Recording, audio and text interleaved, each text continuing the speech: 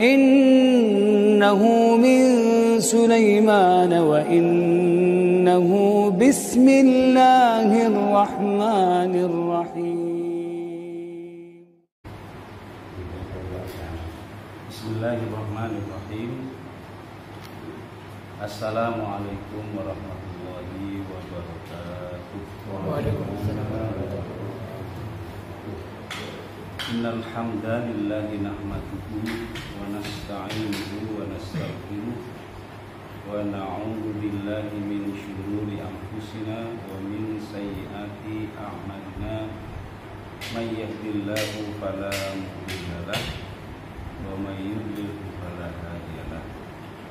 Asyhadu an la ilaha illallah wahdahu la syarika lah wa asyhadu anna Muhammadan abduhu wa rasuluhu la nabiyya wa la rasula ba'da. Allahumma sholli wa sallim wa barik ala sayyidina Muhammad wa ala alihi wa ashabihi wa man tabi'al huda bi ihsan ila yaumil qiyamah.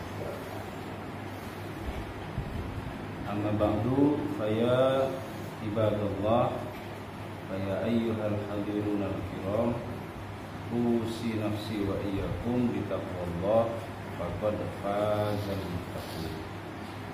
Kama qala Allah Ta'ala, ya ayyuhalladzina amanu taqullah wal tanzur nafsum ma qaddamat lighad wattaqullaha la'allakum tuflihun. Wattaqullaha innallaha khabirun bima ta'malun. Wa qala Rasulullah sallallahu alaihi wasallam, usikum bitaqwallahi azza wa jalla was-sam'i wat-ta'ati wa in amarakum 'abdun faman ya'ish minkum fasayara ikhtilafan katsiran. Fa'alaikum bisunnati wa sunnatil khulafa'ir rasyidin al-mahdiyyin addu 'alaiha bin nawajid wa iyyakum wa muhdatsatil umur fa inna kulla bid'atin dhalalah. Hadratul muhtaramin, Bapak yang dimuliakan Allah Subhanahu wa ta'ala.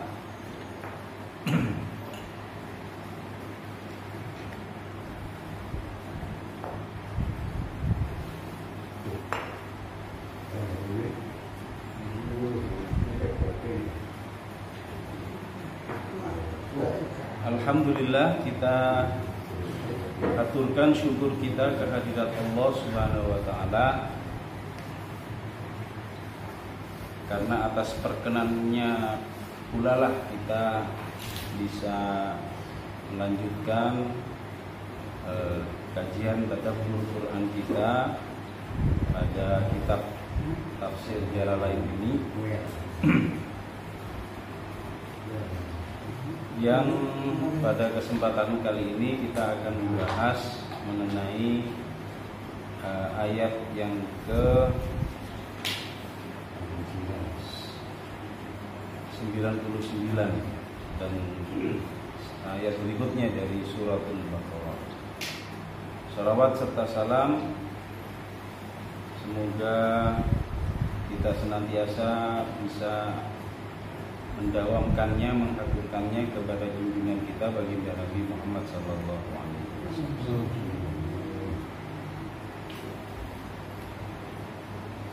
Para hadirin yang dirahmati Allah Subhanahu wa taala,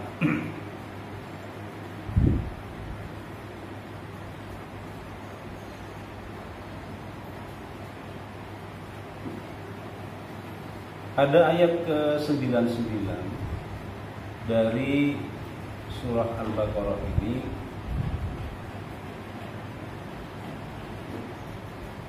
Allah Subhanahu wa taala berfirman, walaqad ataina ilaika ayatin bayyinatin wa ma yakfuru biha illal fasiqun.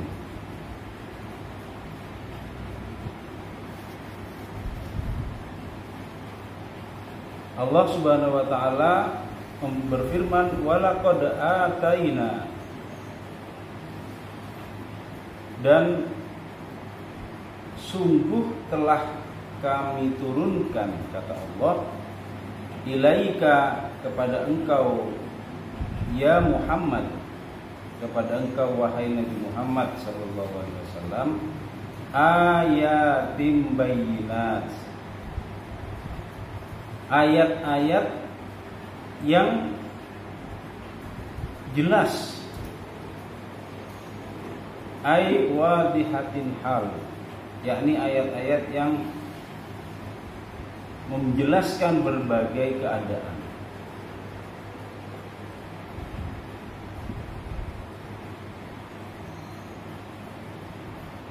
Wa ma yakfuru biha, dan tidaklah siapapun yang mengingkari ayat-ayat tersebut illal fasiqun, kecuali dia adalah orang-orang yang fasik.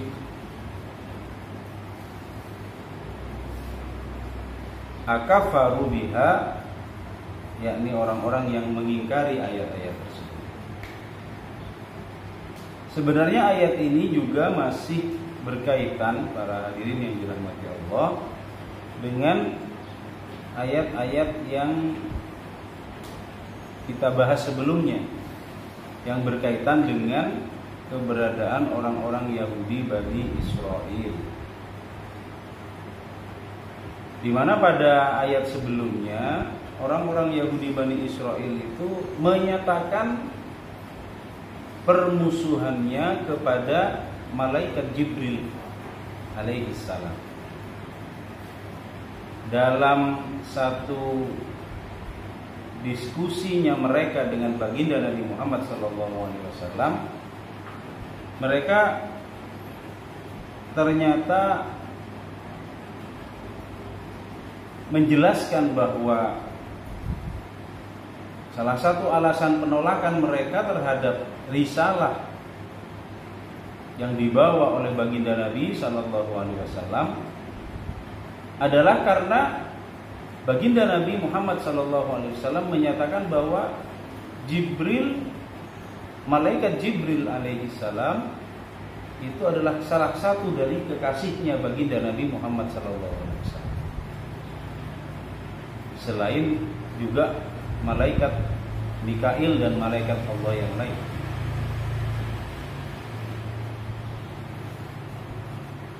Dalam satu sabda baginda Nabi menyatakan wazirai fil ardi, dua orang yang senantiasa mendampingi aku di bumi, di muka bumi, kata baginda Nabi, adalah Abu Bakar wa Umar, yakni sahabat Abu Bakar dan sahabat Umar. Wa waziraya fis sama Jibril wa Mikail, dan dua orang yang senantiasa mendampingi aku yang posisinya itu berada di langit, kata baginda Nabi, adalah Jibril, malaikat Jibril dan malaikat Mikail. Nah, rupanya pernyataan ini di samping pernyataan ini dan di samping pernyataan yang lain ya, yang menegaskan bahwa malaikat Jibril itu adalah merupakan kekasihnya baginda Nabi SAW, itu menimbul adalah di antara apa yang ditentang oleh orang-orang Yahudi Bani Israel, karena mereka justru menyatakan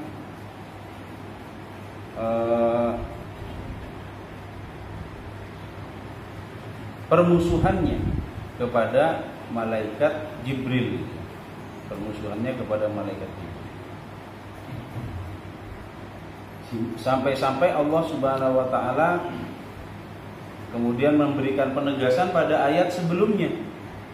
Mangkana aduwwan lillahi wa malaikatihi wa rusulihi wa jibrila wa mikala fa innallaha aduwwal lil kafirin.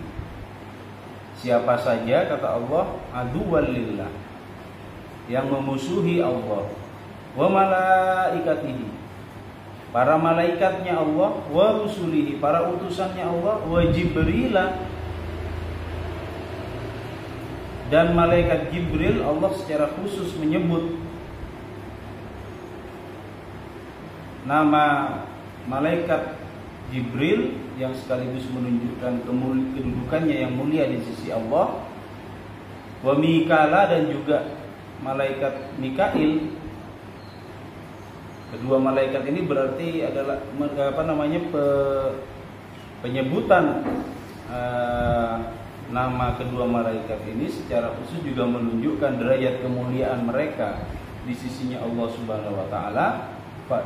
Fa innallaha aduwwal lil kafirin, maka sungguh Allah Subhanahu wa taala adalah musuh bagi orang-orang kafir. Musuh bagi orang-orang yang kafir. Jadi penentangan orang-orang Yahudi kepada, atau permusuhan orang-orang Yahudi Bani Israel kepada malaikat Jibril itu dipertegas oleh Allah, berarti memusuhi Allah, memusuhi malaikat-malaikatnya, juga memusuhi para utusannya. Dan itu berarti pengumuman perang kepada Allah Subhanahu wa taala. Karena Allah di sini menggunakan aduwan. Fa innallaha aduwan lil kafirin. Allah itu musuhnya bagi orang-orang kafir. Allah menjadi musuh bagi orang-orang yang kafir. Itu adalah pernyataannya Allah Subhanahu wa taala. Maka kemudian Allah melanjutkan, walaqad ataina ilaika ayatin bayyinat, dan sungguh, kata Allah, kami menurunkan kepada engkau wahai Muhammad ayatin bayyinat, ayat-ayat yang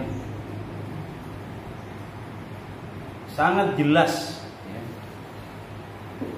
menjelaskan, ya, wadihatin hal, ya, ayat yang menjelaskan berbagai kondisi.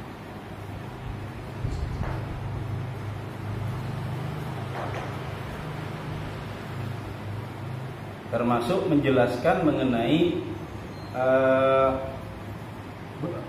bahwa Allah Subhanahu wa taala telah menurunkan kepada orang-orang Yahudi mengenai kenabian dari Nabi Muhammad SAW,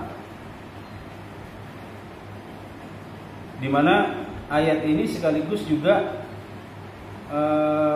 menolak pernyataan orang-orang Yahudi Bani Israel yang menyatakan majitana bisyai', ya, Allah tidak menurunkan sesuatu pun kepada kami berkaitan dengan keterangan mengenai dirimu, ya, mengenai baginda Nabi Muhammad SAW. Tidak ada di dalam kitab-kitab kami itu keterangan mengenai engkau, maksudnya keterangan mengenai akan diutusnya baginda Nabi Muhammad SAW.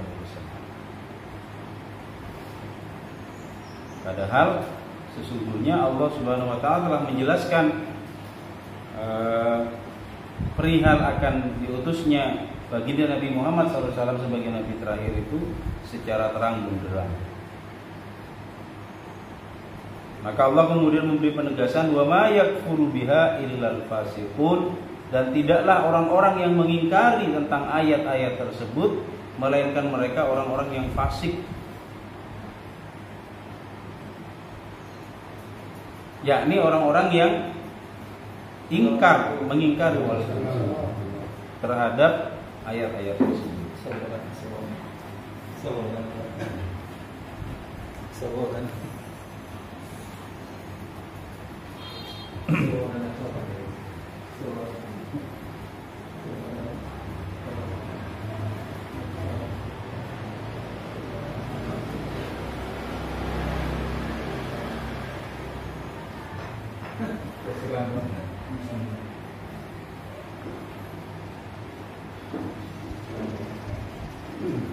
Jadi Allah Subhanahu wa taala di sini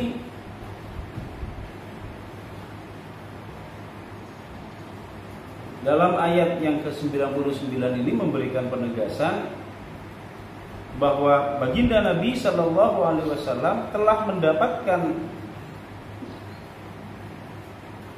menerima ya, risalah Al-Quran itu diturunkan oleh Allah Subhanahu Wa Taala. Seperti ketika Allah menjelaskan walaqad ataina ilaika, kami menurunkan, anzalna ini kami menurunkan kepada engkau. Artinya ini merupakan penegasan bahwa baginda Nabi Shallallahu Alaihi Wasallam itu mendapatkan risalah mendapatkan risalah, amanah risalah dari Allah itu langsung diturunkan oleh Allah. Beliau tidak mendapatkannya dari hal-hal yang lain, misalnya dari seseorang, belajar dari seseorang misalnya, atau pernah mendalami suatu ilmu sebelumnya karena kecerdasan atau kemampuan intelektualnya, sehingga kemudian akhirnya bisa merangkai berbagai konsep-konsep kehidupan lalu dituangkannya ke dalam Al-Quran. Tidak. Tapi Allah menjelaskan bahwa Al-Quran itu atau ayat-ayat Allah Subhanahu wa ta'ala itu yang diterima oleh baginda Nabi SAW, itu Allah telah diturunkan oleh Allah Subhanahu wa ta'ala kepada beliau. Sebahagiannya ada yang diterima secara langsung oleh baginda Nabi, dan sebahagiannya melalui perantaraan malaikat Jibril alaihi salam yang diberikan amanah sebagai penyampai risalah dari Allah Subhanahu wa taala kepada baginda Nabi sallallahu alaihi wasallam. Maka tentu siapa saja yang mengingkari atau memusuhi malaikat Jibril, maka sekaligus mereka itu berarti mengumumkan permusuhannya kepada Allah Subhanahu wa taala yang mengutus malaikat Jibril itu, juga mengumumkan permusuhannya kepada para malaikat secara keseluruhannya, karena malaikat Jibril ini oleh Allah Subhanahu wa taala diangkat sebagai sayyidul malaikah, sebagai pemimpinnya para malaikat. Jadi kalau orang Yahudi mengatakan kami memusuhi malaikat Jibril, tapi kami tidak memusuhi malaikat Mikail, nah itu sama saja kata Allah. Malaikat Jibril itu oleh Allah diangkat sebagai sayyidul malaikah, pemimpinnya para malaikat. Berarti mereka juga memusuhi seluruh malaikat. Mereka juga memusuhi Allah Subhanahu wa taala yang mengutus malaikat Jibril. Mereka juga berarti memusuhi kepada para utusannya. Para utusannya Allah Subhanahu wa taala dari kalangan para nabi dan rasul. Maka kemudian Allah memberikan penegasan, wa ma yakfuru biha illal fasiqun. Tidaklah orang-orang yang mengingkari ayat-ayat Allah Subhanahu wa taala, melainkan merekalah orang-orang yang fasik. Jadi kalau orang-orang yang kafir kepada ayat-ayat Allah, mereka juga sekaligus menjadi orang-orang yang fasik. Mereka sekaligus juga menjadi orang-orang yang zalim.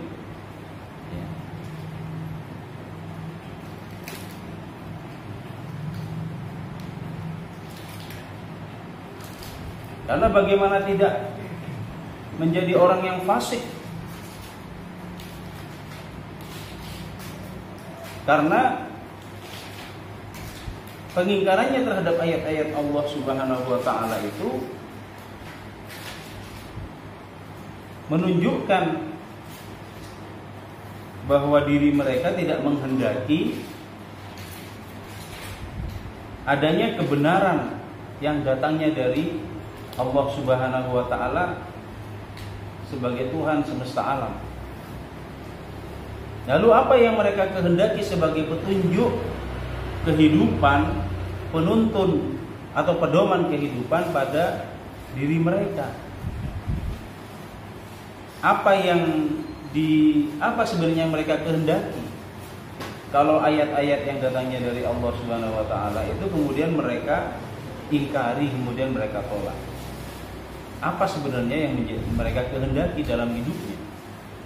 Kecuali kesesatan, sesat dan menyesatkan.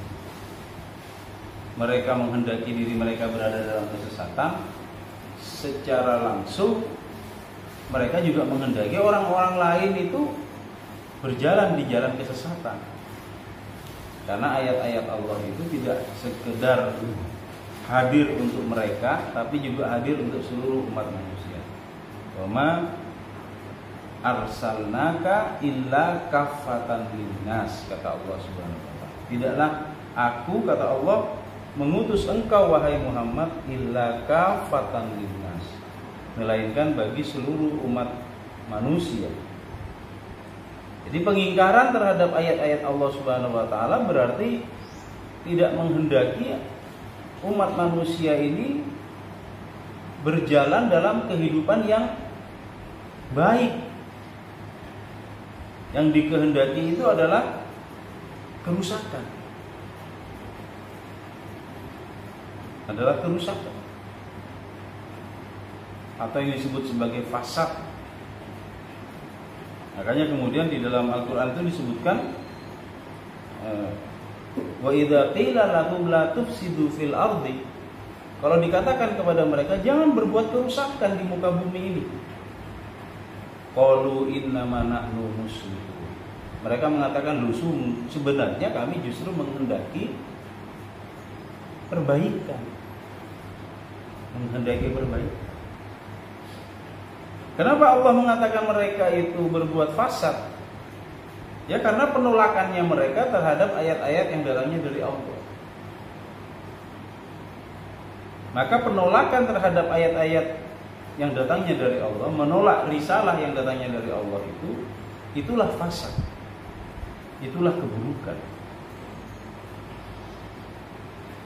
Sebab tidaklah Allah itu menurunkan ayat-ayat yang berupa petunjuk jalan kehidupan itu kecuali agar manusia itu terbimbing dalam cahaya hidayahnya Allah Subhanahu wa taala dalam kehidupannya di dunia, berjalan dalam kebaikan, berjalan di dalam jalan yang lurus, untuk kemudian dalam kehidupan berikutnya di akhirat mereka berada dalam kehidupan yang sempurna, yakni di surganya Allah Subhanahu wa taala. Tapi ketika mereka menolak ayat-ayat itu, ayat-ayat yang datangnya dari Allah, berarti bahwa mereka memang menghendaki dalam kehidupannya di dunia ini mereka tidak ingin terbimbing dalam cahaya kebaikan. Berarti mereka memang menghendaki agar kehidupannya itu berada di atas jalan hawa nafsu. Dan mereka juga menghendaki agar orang-orang lain juga berada pada kehidupan yang demikian. Itu yang disebut dengan fasad, dalam kerusakan. Maka kemudian apa yang terjadi dalam kehidupan di dunia ini, kita bisa melihat bahwa kehidupan yang tidak terbimbing oleh cahaya hidayah dari Allah Subhanahu wa taala adalah kehidupan yang penuh dengan pertumpahan darah, penuh dengan kehancuran, penuh dengan kesesatan, penuh dengan kerusakan.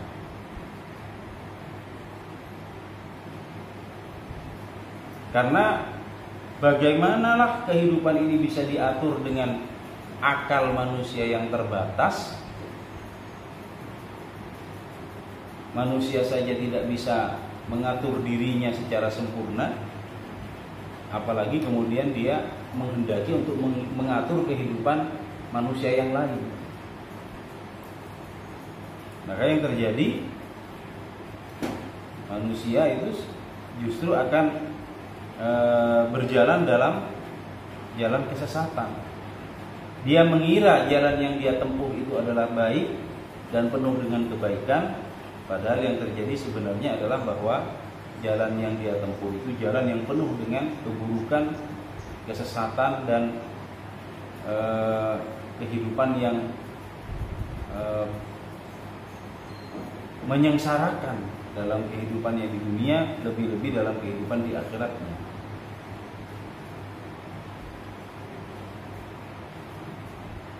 Nah, kemudian Allah melanjutkan pada ayat yang ke-100 di sini dari suratul Baqarah. Wa kullama ahadu ahdan nabadahu fariqum minhum bal aktsaruhum la yu'minun. Wa kullama, dan setiap kali ahadu, setiap kali ahadu, ya, mereka setiap kali ahadu wa ahdan alal imani bin nabi, setiap kali Allah Subhanahu wa taala mengambil perjanjian, mengambil perjanjian,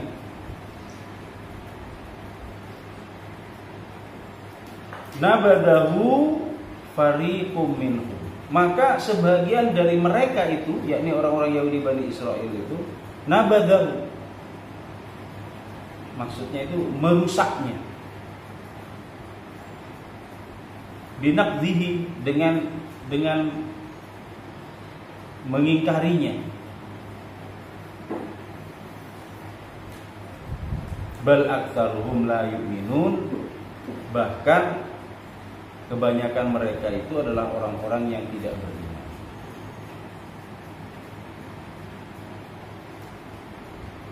Jadi Allah Subhanahu wa taala di sini, para hadirin yang dirahmati Allah Subhanahu wa taala, pada ayat yang ke-100 ini juga memberikan gambaran. Setiap kali Allah Subhanahu wa taala membuat perjanjian dengan mereka, yakni orang-orang Bani Israel itu, pasti ada sebagian dari mereka itu yang nabadahu, yang melemparkannya, maksudnya mengingkarinya. Dan itu sudah pernah kita ulas pada beberapa ayat-ayat sebelumnya, itu bagaimana orang-orang Bani Israel itu, orang-orang Yahudi Bani Israel itu, mereka mudah sekali ya,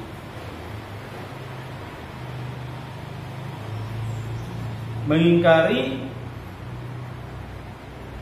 perjanjiannya dengan Allah Subhanahu wa taala dan dengan para rasulnya. Dan Allah jelaskan pula pada ayat berikutnya,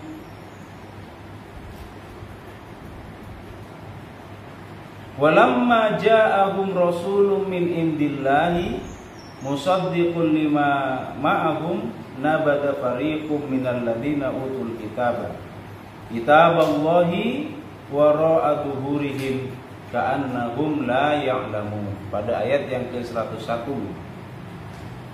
Walamma ja'ahum, dan setiap kali datang kepada mereka rasulun min indillah, seorang utusan dari sisi Allah Subhanahu wa taala, utusan Allah Subhanahu wa taala, dalam hal ini adalah baginda Nabi Muhammad sallallahu alaihi wasallam, musaddiqan lima ma'ahum, yang membenarkan apa yang ada bersama mereka, yakni wahyu Allah terdahulu berupa Taurat, berupa Injil. Nabadha fariqum minal ladzina utul kitaballah, maka sebagian dari orang-orang yang diberikan kitab tadi, yakni ahli kitab, nabadha, ya, mereka juga melemparkan atau merusak kitabullah itu, Wara'a dhuhurihim, melemparkannya ke belakang punggung mereka. Maksudnya menolak apa yang datang dari Allah Subhanahu wa taala. Ka'annahum la ya'lamun, seolah-olah mereka itu orang-orang yang tidak memahami, orang-orang yang tidak mengetahui. Padahal mereka sebagai orang yang disebut sebagai ahli kitab itu benar-benar mengetahui bahwa apa yang datang kepada mereka itu sungguh adalah merupakan wahyu yang datangnya dari Allah Subhanahu wa taala. Tapi kemudian mereka tolak. Nah, ini adalah satu ayat yang memberikan penegasan, ayat Allah yang memberikan penegasan ya mengenai karakter dari para kaum Yahudi ahli kitab, ya, di mana mereka sedemikian mudahnya mereka menolak apa-apa yang datang dari Allah yang tidak sesuai gitu, dan yang tidak bersesuaian dengan apa yang menjadi keinginan-keinginan mereka. Dan apa yang terjadi pada diri mereka ini sesungguhnya bukan hanya terjadi pada baginda Nabi Sallallahu Alaihi Wasallam saja, baginda Nabi Muhammad. Bahkan jauh sebelum diutusnya baginda Nabi Muhammad Sallallahu Alaihi Wasallam. Ya, yang menimpa para nabi-nabi sebelumnya, Nabi Isa, Nabi Musa, Nabi Harun alaihi salam. Seperti apa yang dikeluhkan oleh Nabi Musa alaihi salam. Sampai-sampai Nabi Musa mengeluh ya, mengeluh mengenai kaumnya ini. Dalam surah Al-Hasyr itu disebutkan.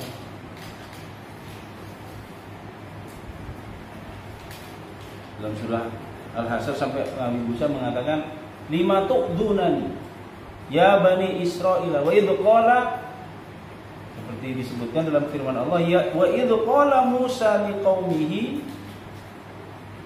ya bani Israil, wa idh qala Musa liqaumihi ya qaumi lima tu'dunani wa qad ta'lamuna anni rasulullah ilaikum. Sampai begini Nabi Musa menyatakan kepada kaumnya itu. Wa idz qala, ingatlah bagaimana ketika Nabi Musa itu berkata kepada kaumnya, ya qaumi,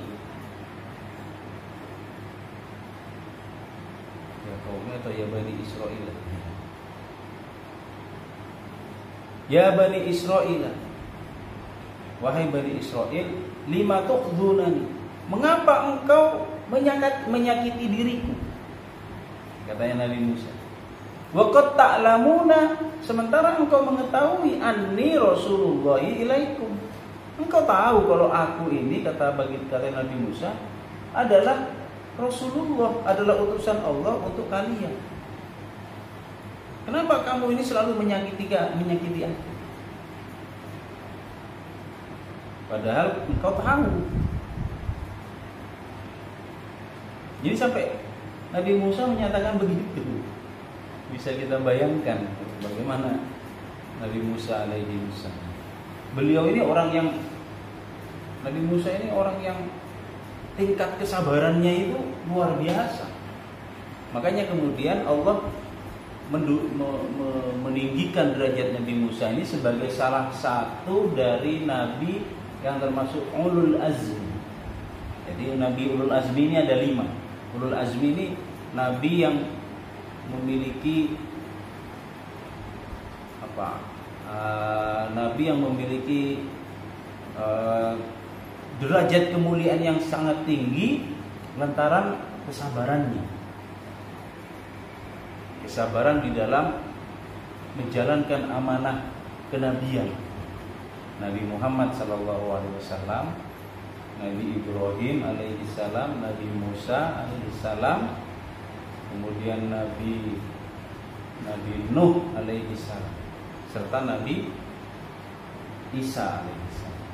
Itu lima nabi. Nabi Musa ini nabi yang ini tingkat kesabarannya itu luar biasa.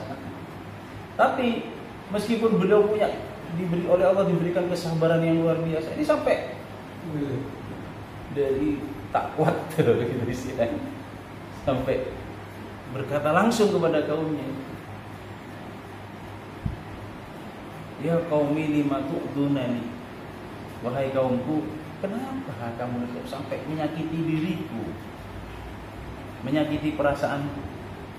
Wa qad ta'lamuna anni Rasulullah ilaikum. Sementara kalian tuh tahu bahwa aku ini memang utusannya Allah kepada kalian. Kamu tahu kalau aku ini memang Rasulullah. Nah, kenapa kok masih menyakiti diri? Dalam hal apa mereka itu menyakiti Nabi Musa alaihissalam? Ya, dalam hal ini penolakannya terhadap risalah Allah. Ini padahal Nabi Musa nabi yang sangat sabar. Kesabarannya itu diceritakan di dalam surah Al-Kahfi. Bagaimana Nabi Musa ini termasuk nabi yang sangat sabar. Salah satunya ketika Nabi Musa ini dalam kisah dengan Nabi Khidir. Nabi Musa yang dalam surah Al-Kahfi itu kan Nabi Musa dengan Nabi Khidir. Nabi Khidir ini dalam banyak keterangan memang masih diperselisihkan. Beliau itu termasuk nabi atau bukan, itu para ulama memperselisihkan posisinya Nabi Khidir. Apakah beliau termasuk nabi atau tidak? Masih diperselisihkan. Nah, kalau masih diperselisihkan, sebenarnya dari sisi derajatnya Nabi Khidir ini berarti masih di bawahnya Nabi Musa. Di bawahnya Nabi Musa. Dan memang beliau termasuk Bani Israel juga, Nabi Khidir. Makanya ada yang menyebutnya Khidir alaihissalam, ada yang menyebutnya Nabi Khidir. Karena para ulama masih berselisih. Tapi kemudian Allah memerintahkan agar Nabi Musa ini berguru gitu, dalam satu kesempatan. Nah, yang unik ini kan sebenarnya disitulah kita bisa melihat bagaimana tingkat kesabarannya Nabi Musa. Tingkat kesabarannya luar biasa. Sebagai contoh misalnya ketika Nabi Musa itu berjalan berhari-hari lamanya untuk sampai di tempat di mana Allah menyatakan di sanalah engkau akan bertemu dengan hambaku. Yakni tempat di mana di dalam surah Al-Kahfi itu disebutkan tempat pertemuannya itu ketika ikan ya yang menjadi bekalnya Nabi Musa itu melompat kembali ke dalam air. Nah, ternyata setelah beliau bersama muridnya, yakni yang disebut dengan Yusha bin Nun, muridnya Nabi Musa, itu kemudian Nabi Musa bertanya, ini mana ikan yang mau kita makan? Ternyata muridnya ini lupa menyatakan, oh ikannya itu sudah melompat keluar dari tempat perbekalan itu, dia kembali ke laut itu dengan cara yang aneh. Dan itu sudah kemarin kejadiannya. Padahal setelah kejadian itu, ini si murid lupa menceritakannya kepada Nabi Musa, dan mereka kemudian berjalan lagi menempuh perjalanan sehari semalam. Bisa kita bayangkan itu. Kalau misalnya mungkin kita sebagai orang biasa terus, padahal itu tempat yang mau dicari ya di situ yang sudah terlewatkan dalam perjalanan sehari semalam. Itu mungkin saya matur, bu na chom, Kok sampai lupa kamu itu? Sudah diingatkan kamu itu.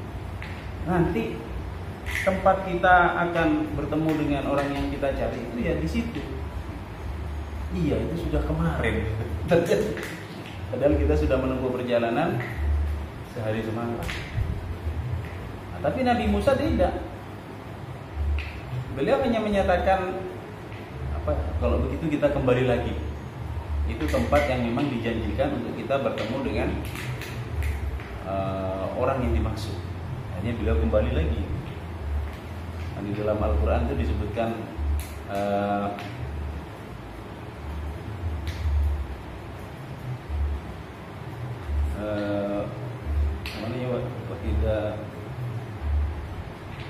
wa idza qala Musa li fatahu la abrahu hatta ablugha majma'al bahraini aw amdiya hukuba.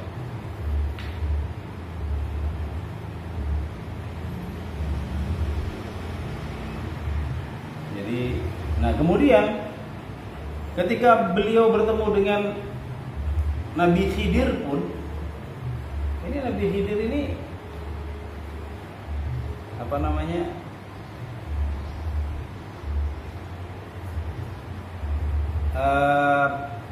Nabi Khidir ini kemudian menyatakan kepada Nabi Musa ini pernyataan-pernyataan yang kesannya itu merendahkan Nabi Musa. Merendahkan Nabi Musa. Beliau kan menyatakan di dalam suratul Kahfi itu, ketika Nabi Musa itu mengatakan kepada Nabi Khidir,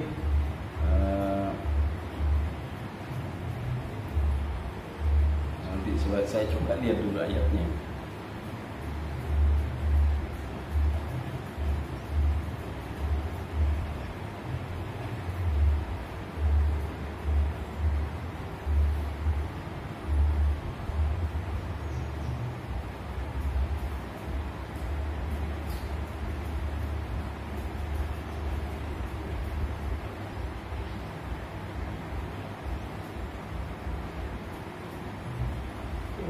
Di sini Nabi Khidir itu mengatakan kepada Nabi Musa, innaka lan tastati'a ma'iya sabra.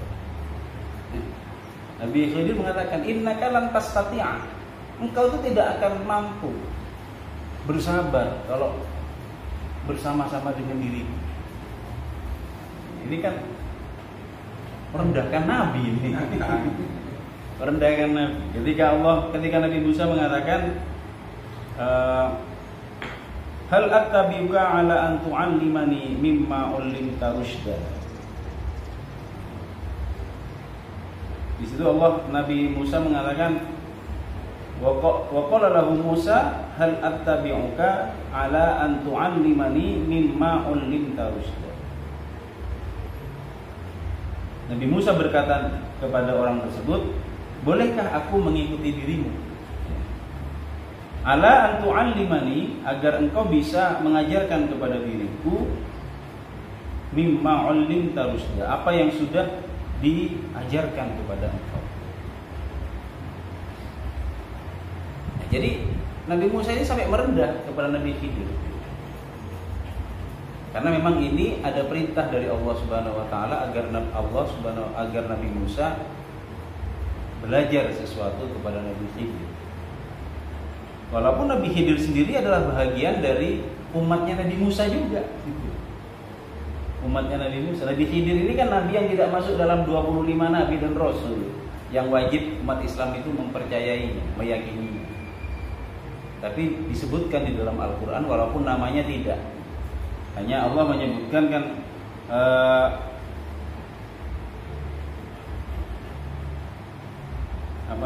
dalam disebutkan fawajada 'abdan min ibadina, maka kemudian mereka bertemu dengan salah satu hamba dari hamba-hamba kami. Atainahu rahmatan min indina wa 'allamnahu min ladunna ilma. Yang hamba itu telah kami berikan anugerah rahmat dari sisi kami dan kami mengajarkan kepadanya itu ilmu. Mengajarkan kepadanya itu ilmu. Nah, Nah ini kan sebenarnya ayat ini tidak menunjukkan bahwa Nabi Khidir itu lebih utama daripada Nabi Musa. Tapi Allah hanya memerintahkan Nabi Musa belajar kepada Nabi Khidir. Dan Nabi Khidir pun juga mengetahui bahwa Nabi Musa ini adalah nabi yang utama di masanya. Tapi kemudian Nabi Khidir ini kan seolah-olah merendahkan. Lantas tati'a ma iya sabr. Engkau tidak akan mampu kalau mengikuti diriku. Nah, ini kalau orang biasa itu kan saya ini nabi. Kamu ini tidak jelas nabi apa bukan kan gitu. Kok kemudian merendahkan diriku? Tapi Nabi Musa tetap mengatakan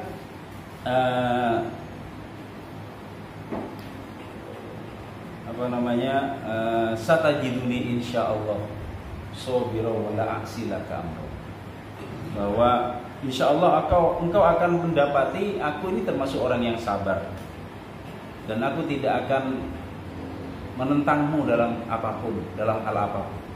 Jadi kita menunjukkan ini kerendahan hati Nabi Musa terhadap orang yang beliau sebenarnya tahu keilmuannya itu di bawah beliau. Tapi karena beliau mendapatkan perintah dari Allah untuk belajar tentang satu hal, Nabi Musa tetap berusaha merendah. Bahkan Nabi Musa tidak kemudian mengatakan, saya disuruh belajar kepada engkau, tapi engkau tahu kalau saya kan juga nabi. Gimana kalau kita saling berbagi ilmu? Itu tidak, Nabi Musa tidak bilang begitu. Gitu. Jadi,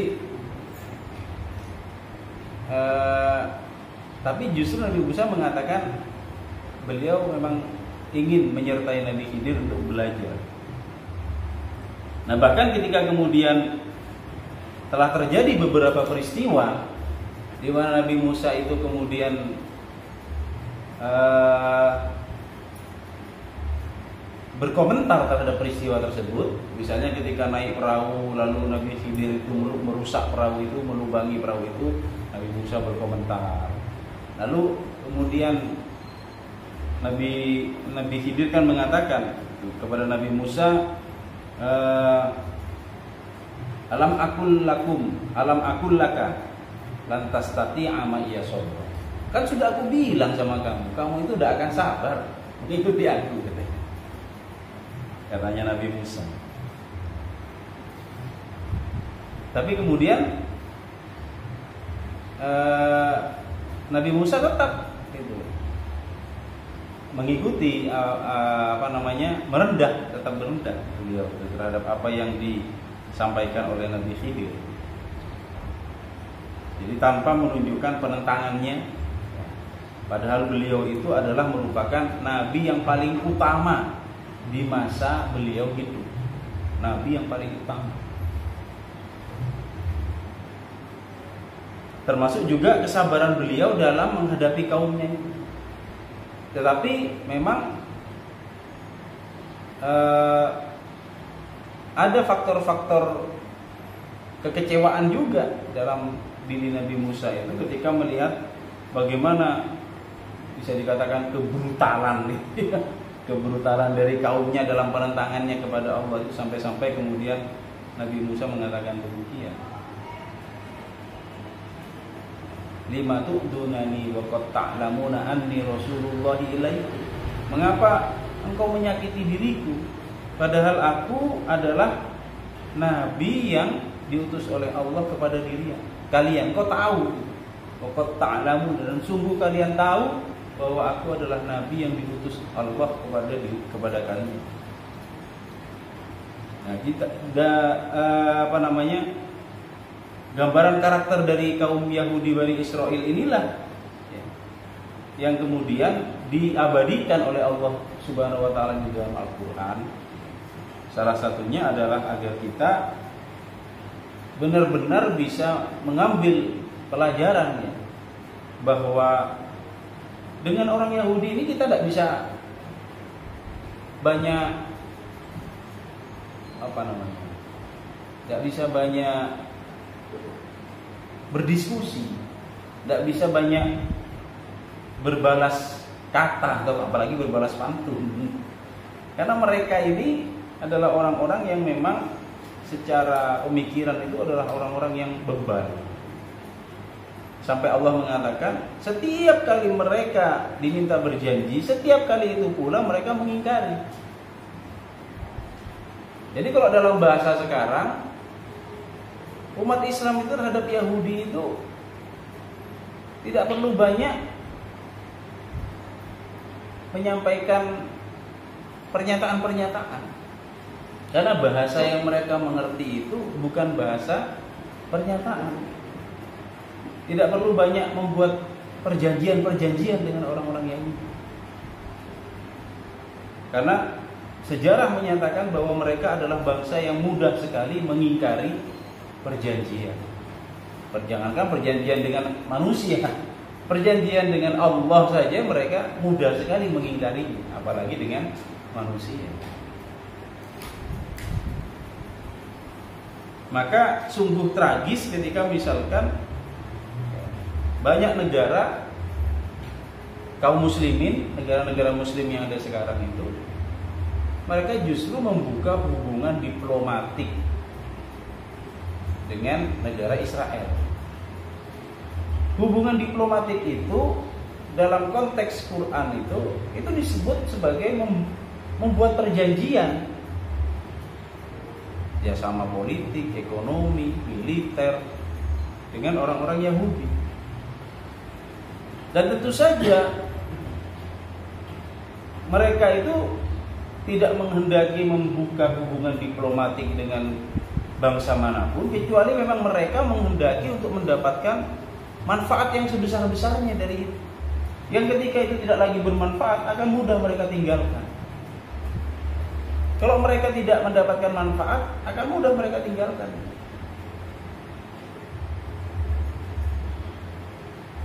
Di masa baginda Nabi SAW, ya kita bisa mengambil pelajaran dari apa yang dibangun oleh apa yang dirintis oleh baginda Nabi SAW itu dari apa disebut sebagai wathiqah Madinah, piagam Madinah kalau kita mengenalnya sekarang. Jadi piagam Madinah itu adalah piagam perjanjian yang dibangun oleh baginda Nabi SAW dengan seluruh elemen masyarakat yang ada di Madinah, terutama orang-orang Yahudi, terutama dengan orang-orang Yahudi. Karena orang-orang Arab Madinah itu secara mayoritas sudah memilih untuk masuk ke dalam Islam, dan berarti mereka tunduk patuh kepada baginda Nabi SAW. Tapi orang-orang Yahudi Madinah itu sebagian besar mereka tidak mau tunduk, tidak mau masuk Islam. Mereka masih tetap berada pada keyakinan Yahudi. Nah, inilah yang kemudian oleh Nabi SAW itu diikat dengan perjanjian perjanjian Madinah. Yang itu kalau dalam bahasa para ahli tata negara disebut sebagai konstitusi modern yang pertama. Konstitusi modern yang menandai itu sebagai dasar bagi pendirian sebuah negara. Ya, kalau negara modern itu dasar pendiriannya itu adalah, dasar berdirinya itu adalah kan konstitusi. Kayak seperti Indonesia ketika pertama kali diproklamasikan, sebelumnya itu para pendiri negara sudah menyiapkan UUD 45 yang di situ ada pembukaan, ada pasal-pasal. Nah, ini menjadi dasar. Anggaplah ADART bagi organisasi. Jadi UUD 45 ini ADART-nya negara. Nah, piagam Madinah itu oleh para ahli tata negara itu dianggap sebagai piagam, adalah konstitusi modern yang pertama, yang di situ mengikat semua elemen masyarakat yang ada di Madinah, termasuk di dalamnya adalah Yahudi. Yahudi Madinah ini banyak. Ada Yahudi Koinuko, ada Yahudi Quraido, ada Yahudi Nadir, ada Yahudi Khaybar, macam banyak sekali suku-suku kelompok-kelompok Yahudi. Dan Nabi kemudian SAW itu mengikat mereka dalam satu kesepakatan. Salah satunya adalah ketika terjadi perselisihan antara elemen masyarakat, maka yang akan menjadi pemutus itu adalah baginda Nabi SAW. Nah, ini kan sekaligus menunjukkan bahwa mereka mengakui kepemimpinan baginda Nabi SAW di Madinah sebagai kepala pemerintahan di sana. Karena semuanya sepakat untuk merujuk kepada baginda Nabi. Ketika terjadi gangguan keamanan dari luar, maka baginda Nabi meminta semua elemen masyarakat termasuk Yahudi itu siap untuk melindungi Madinah, bersiap untuk melindungi Madinah. Dan semuanya sepakat. Itu di awal itu begitu. Tapi apa kemudian yang terjadi? Seperti dalam perang Ahzab. Dalam perang Ahzab, Yahudi Bani Quraidah ini justru malah berkhianat. Mereka mendukung pasukan Ahzab. Pak Yan? Oh, Pak Hin. Mereka mendukung pasukan Ahzab, mendukung pasukan kafir. Padahal sebelumnya dalam perjanjian mereka akan bahu-membahu bersama kaum muslimin menjaga Madinah. Ini mereka balik. Dan dengan mengerahkan semua kekuatannya. Dan pada saat itu kondisi kaum muslimin itu mungkin kalau seperti di sekarang diibaratkan seperti di Gaza itu. Penduduk Madinah itu. Penduduk Madinah pada saat perang Ahzab. Itu seperti kondisi di Gaza sampai dalam dalam kisah-kisah ini diceritakan mau buang air saja. Penduduk Madinah itu ketakutan. Mau buang air saja mereka ketakutan. Karena luar biasanya tekanan yang diberikan oleh pasukan Ahzab waktu itu. Pasukan kafir. Nah, mereka bersekutu. Kalau seperti sekarang itu selain pasukan Israel dengan segala kecanggihan teknologinya, juga datang pasukan dari dari Amerika dengan pesawat kapal induknya yang paling canggih itu dikirim. Kapal induknya yang paling canggih dikirim ke Palestina. Datang juga Inggris. Kapal induknya yang paling canggih juga dikirim ke Palestina.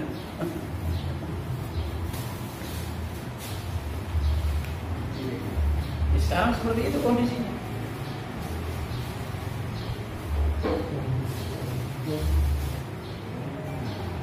Itu tadi.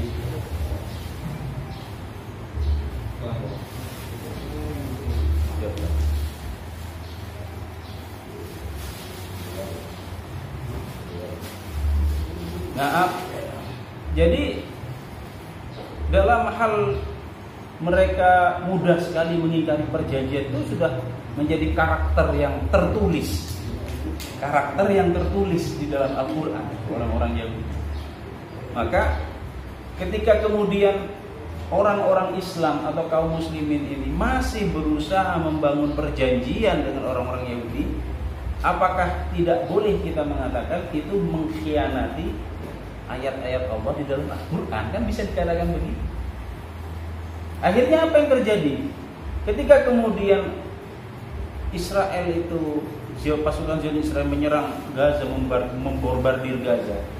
Ini orang-orang negara Mesir, Yordania, Arab Saudi, ini tidak bisa berbuat banyak karena mereka terikat perjanjian dengan Israel.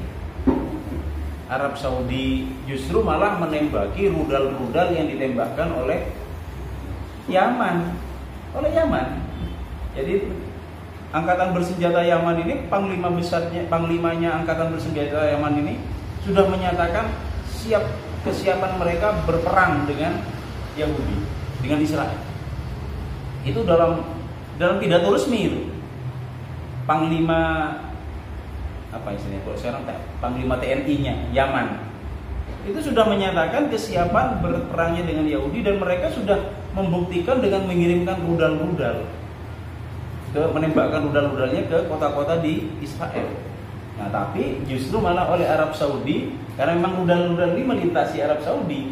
Yaman ini tidak berbatasan dengan Israel secara langsung. Yaman ini di selatannya Arab Saudi, kemudian ada Yaman, Arab Saudi, Yordania, di utaranya lagi baru Israel. Jadi akhirnya Yaman ini harus, kalau mau menembakkan rudal ini harus melewati udara Arab Saudi. Nah itu kemudian ditembak jatuh di setiap rudal yang ditembakkan oleh Yaman ini. Ditembakkan, padahal Yaman itu sudah menegaskan mereka tidak mengarahkan rudalnya itu ke Arab Saudi, tapi memang ke Israel. Nah ini yang terjadi para hadirin sekalian yang dimuliakan Allah, ketika kemudian mereka sudah diikat dengan perjanjian dengan negara Zionis Israel, hingga mereka tidak bisa kemudian berbuat banyak dalam menghadapi serangan-serangan yang dilakukan oleh pasukan Israel ini kepada kaum muslimin. Walaupun dalam hal ini memang ada manuver yang dilakukan oleh Presiden Erdogan ya, sebagai Presiden Turki itu, ketika Amerika mengirim kapal induk tercanggihnya yang ada sekarang itu, ya, USS Gerald Ford itu kapal induk tercanggih yang dimiliki Amerika, itu dikirim ke Laut Tengah yang dengan tujuan secara jelas dinyatakan oleh Presiden Amerika itu untuk membantu Israel, Bahkan dikabarkan juga ada pasukan Amerika yang akan diterjunkan di serangan daratnya itu, yang diangkut dengan pesawat, dengan kapal induk itu juga. Nah, Turki kemudian, Presiden Turki melakukan manuver juga. Kalau sampai Amerika ini, Turki akan mengirimkan armada perangnya juga ke sana. Nah, rupanya kemudian Turki ini dukungan Turki kepada Palestina ini juga didukung oleh negara Siprus. Ya, negara Siprus ini juga di Laut Tengah itu. Mereka juga mengirimkan armada perangnya itu ke Laut Tengah. Sehingga kabarnya memang armada perang Amerika ini belum bisa mendekat ke Israel atau ke Palestina, karena masih sibuk dengan kalkulasi politik dalam negerinya. Makanan Malaysia, termasuk Malaysia juga, Perdana Menteri Malaysia juga menyatakan sikap perang juga. Menyatakan sikap. Indonesia sibuk. Ya, jadi para hadirin yang dirahmati Allah Subhanahu Wa Taala, sebenarnya konteks kehidupan yang ada saat ini itu akan senantiasa terkait dan terikat dengan apa yang Allah Subhanahu wa taala nyatakan di dalam kitab sucinya, yakni Al-Qur'an. Tidak ada yang tidak terkait, tidak ada yang tidak terikat. Kalau mau kemudian kita jadikan Al-Qur'an itu sebagai pedoman dalam kehidupan kita. Justru sebaliknya, ketika kemudian kita menganggap bahwa ada hal-hal yang ini kan konteksnya kehidupan modern, ya, kehidupan modern yang tidak ada kaitannya dengan apa yang menjadi wahyu Allah Subhanahu Wa Taala di dalam Al-Quran. Ya, seperti tadi contohnya, bahwa perjanjian kerjasama hubungan bilateral dengan negara Yahudi itu sebenarnya sudah disinggung jauh-jauh hari oleh Allah Subhanahu Wa Taala. Bagaimana karakter mereka itu yang sedemikian buruknya digambarkan oleh Allah. Lalu ketika kaum muslimin mencoba membangun hubungan yang baik dengan negara Yahudi ini, maka itu sebenarnya bisa dikatakan juga mengkhianati apa yang telah Allah tegaskan di dalam Al-Quran. Nah, inilah para hadirin yang dirahmati Allah, di antara apa yang bisa kita ambil ya sebagai satu pelajaran berharga, bagaimana Allah Subhanahu wa taala dengan sedemikian jelasnya, dengan sedemikian terang benderangnya menggambarkan karakter dari Yahudi Bani Israel ini tidak lain adalah agar kaum muslimin bisa mengambil pelajaran berharga dalam kehidupan mereka menghadapi orang-orang Yahudi Bani Israel ini, sebagaimana dahulu baginda Nabi Muhammad SAW telah menunjukkan kepada kita bagaimana menghadapi orang-orang Yahudi dalam kehidupan beliau di Madinah. Yahudi Bani Qainuqa dan Yahudi Bani Nadir itu oleh baginda Nabi SAW itu diusir keluar dari Jazirah Arab begitu. Karena mereka menentang perjanjian. Menentang perjanjiannya itu sangat parah. Sebab apa? Sebab mereka itu bukan hanya sekedar perjanjian-perjanjian yang sederhana, tapi perjanjian yang berkaitan dengan keamanan wilayah. Itu ditentang oleh mereka. Mereka berkhianat, sehingga kemudian Allah baginda Nabi SAW menjatuhkan hukuman pengusiran mereka dari wilayah yang sudah mereka diami selama beratus-ratus tahun sebelumnya gitu. Dengan Yahudi Bani Quraidah itu malah lebih dahsyat lagi. Mereka karena penentangannya yang luar biasa, kaum laki-lakinya yang sudah dewasa itu dijatuhi hukuman mati, kaum perempuan dan anak-anaknya itu kemudian dijadikan tawanan dan diperbudak. Jadi demikian pula dengan Yahudi Khaybar. Yahudi Khaybar itu kemudian Allah melalui baginda Nabi menjatuhkan sanksi perang kepada mereka. Padahal sebelumnya mereka sudah diikat semuanya di dalam perjanjian Wathiqah Madinah bersama Nabi SAW. Tapi kemudian mereka mengingkari. Nah, inilah di antara gambaran-gambaran yang dinyatakan di dalam Al-Quran dan di dalam sirah baginda Nabi SAW. Tidak lain adalah agar umat Islam ini benar-benar menjadikannya sebagai peringatan mengenai orang-orang Yahudi ini.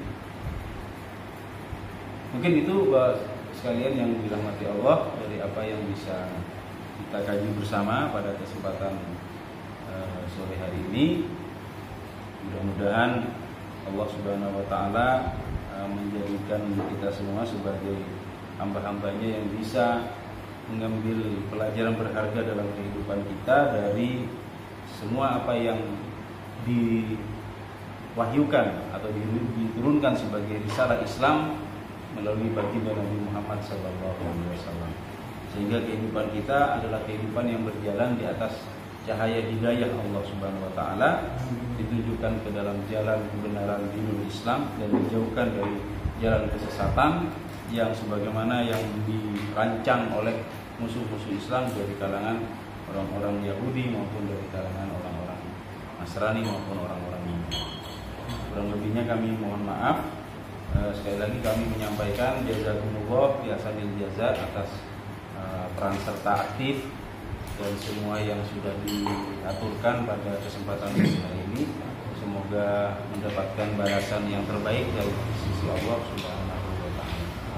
Tidak, kalau ada yang ingin kita diskusikan lebih jauh mungkin bisa kita lanjutkan setelah kita tutup bersama dengan doa kafaratul majlis. Alhamdulillahirabbil subhanakallahumma wa bihamdika asyhadu an la ilaha illa anta astaghfiruka wa atubu ilaik. Akhirul kalam billahi taufiq wal hidayah. Wassalamualaikum warahmatullahi wabarakatuh.